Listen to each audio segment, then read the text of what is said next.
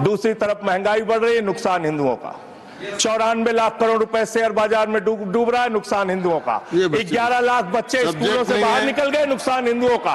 तो मुसलमानों को ठीक करने के नाम पर आप नुकसान देश के करोड़ों हिंदुओं का भी कर रहे हैं। इसलिए ये सब बातें करके देश में आप नफरत फैला के ये सब झगड़े फसाद के काम मत कीजिए। और अंत में आपसे एक ही बात कहना चाहता हूं, अभी भी वो मौका है इस बिल को जो गैर संवैधानिक है, जो बाबा साहब के संविधान के खिलाफ है, इसको वापस लीजिए। धन्यवाद। श्री संजय सिंह जी को मैं जवाब देना चाहता हूं, सबका जवाब देंगे, लेकिन समस्या ये है, माननीय मंत्री जी को हस्तक्षेप करने का अधिकार है। जब मैं when I reply to everybody, please. मैं सबको जवाब दूंगा। मैं सिर्फ इतना ही कह रहा हूं कि संजय सिंह इतना तर्कहीन बात करते हैं, जवाब देने के लिए जगह भी नहीं है। वो पॉइंटलेस बात करता है, बिल से संबंधित नहीं, इधर उधर का बात करता है। पॉइंट में बात कीजिए, मैं जवाब दूंगा बाद में। Shri येरम Venkat Subba Reddy. Shri येरम Venkat Subba Reddy. Sir, I would like to thank you for giving me the opportunity to participate in a very crucial legislation that is having potential to change the fate and faith of course of our Muslim brothers and sisters. We are very citizens of the country, faith and I mean to say, faith on the institution of Parliament and Constitution of India, sir. Concerns of Muslim community and constitutional violations, sir.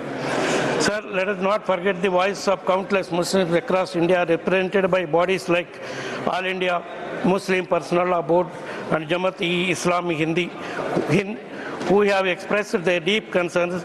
Their pleas, however, have not met with indifference. This bill does not address their grievances. Instead, it threatens to undermine the constitutional property rights of Muslims and interfere in regional. दूसरी तरफ महंगाई बढ़ रही है, नुकसान हिंदुओं का। 94 लाख करोड़ रुपए शेयर बाजार में डूब रहा है, नुकसान हिंदुओं का। 11 लाख बच्चे स्कूलों से बाहर निकल गए, नुकसान हिंदुओं का।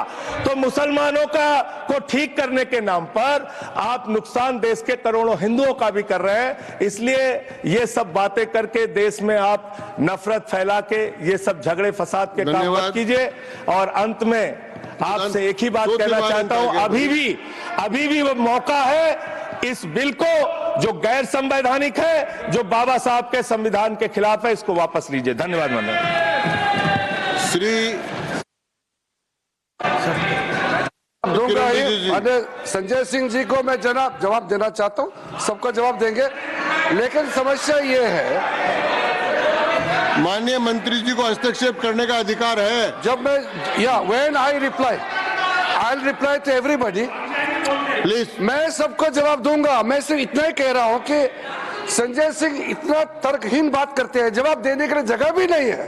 वो पॉइंटलेस बात करता है, बिल से संबंधित नहीं, इधर उधर का बात करता है।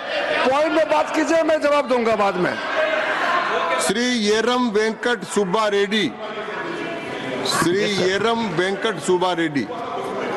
Sir, I would like to thank you for giving me the opportunity to participate in a very crucial legislation that is having potential to change the fate and faith of course of our Muslim brothers and sisters. We are very citizens of the country, faith and I mean to say, faith on the institution of Parliament and Constitution of India, sir. Concerns of Muslim community and constitutional violations, sir.